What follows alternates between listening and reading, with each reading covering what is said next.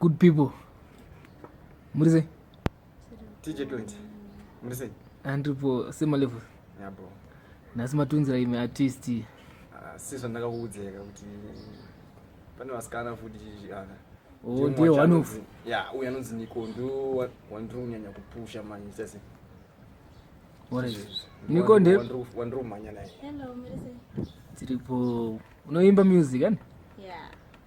Unoimba music era se? Gospel. Okay. Gospel. Yeah.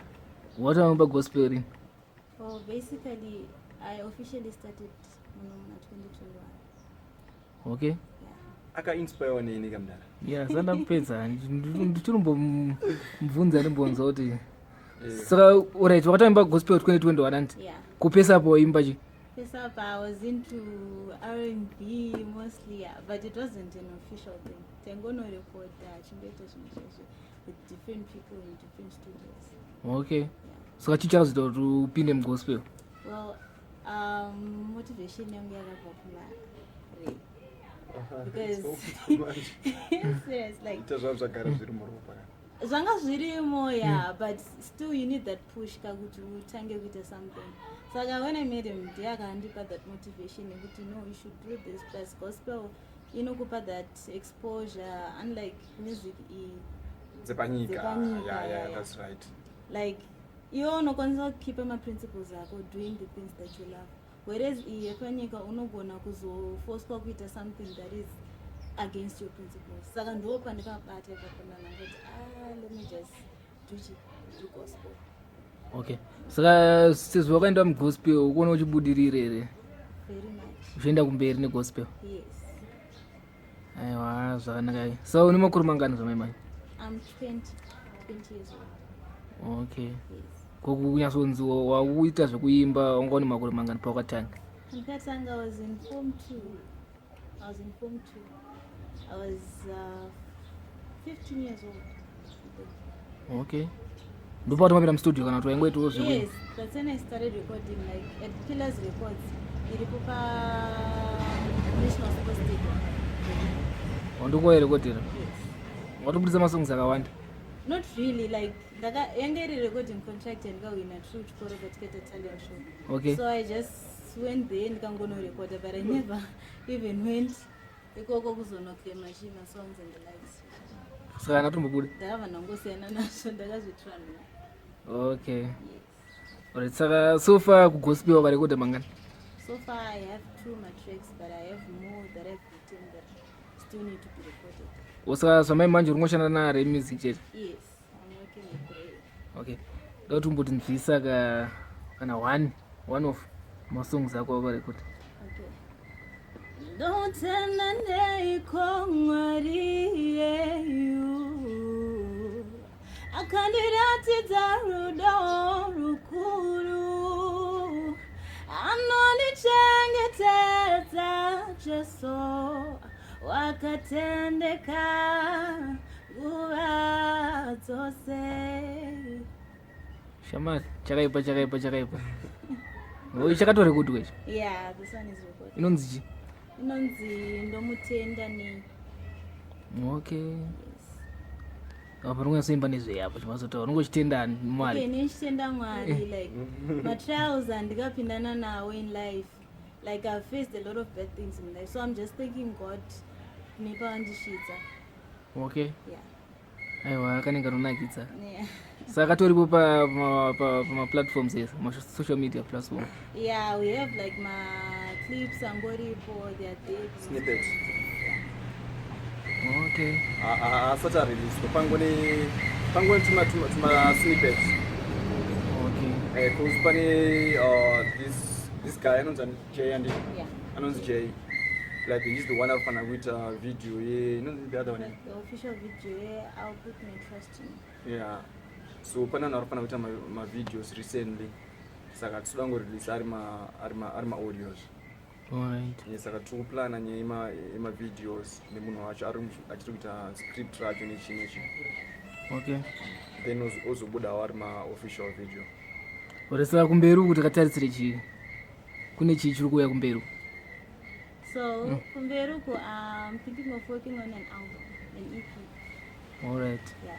So basically for now we just have my singles, but later on I'm planning on working on an EP. Aiwa, zvinokudzwa izvi. Itai kuti maweeks aende kumberi because ndaona hangu kuti chipo chiripo. Yeah. Chipo chiripo. Zvese nekunaka futi.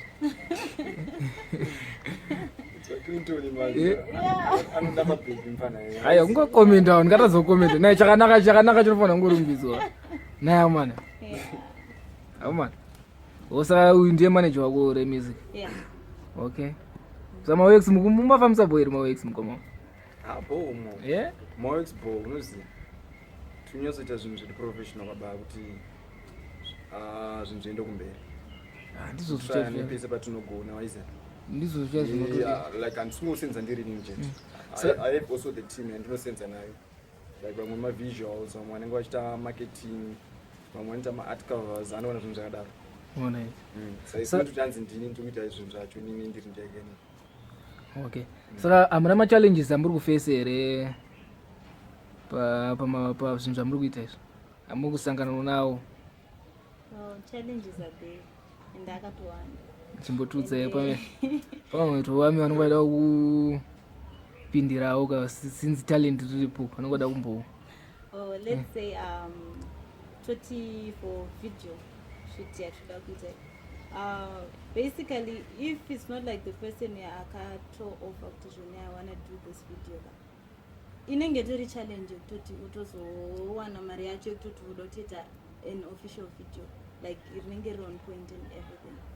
Saka iyo itori challenge on its own yekuti zvone unenge wakufanira hauchaisa 100% effort kumusiki yako, wakuisa futi effort kuti ukwanise kutsvaga mari yacho yekuzoti upushe zvacho zvauri kuda kuita kupusha vision. So that's a challenge on its own.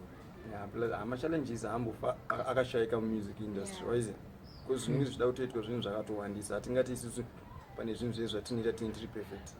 Patinopamwe patinotosirirawo tumwe tunhu andowanzwisa kunoita but isusu tinotry kungoita zvinhu zvedu nechi nepatinapo tichiita zvinhu zveright. Okay. And then ane mapage ake akavhurwa anonzi FB page rake rakanzi Nicole Machona. Ane YouTube channel yake ndokunowanika music yake. Ane YouTube channel yake inonzi Nicole Machona as well. Twitter kwese ariko ma-accounts ake akavhurwa. Alright.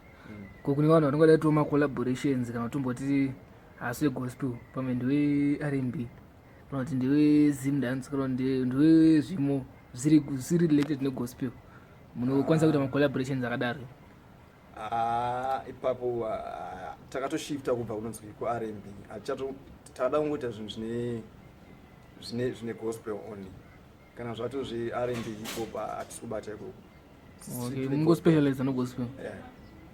Unless it's hip-hop gospel. Yeah, hip-hop gospel. Gospel, yeah. Because Zimdance gospel? Yes. Zimdance gospel? We can work with that. I'm a piano gospel? Yeah, we can work with that as well, as long as it's gospel. Yeah. Samrona mwara handiti? Takatendouka shamari.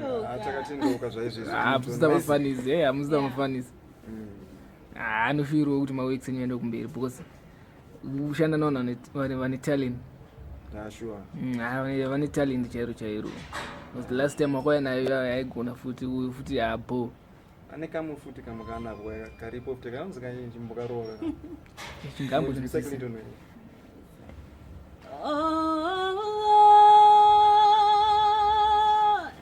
I pray and put my trust in you, oh Lord. Yeah, something like that. Kakaipa. Voice rako unorichuna sekwe? It's just like that. It's natural. Yeah, zvinongozvita zvega. Because kamuchuniro kacho kakaipa.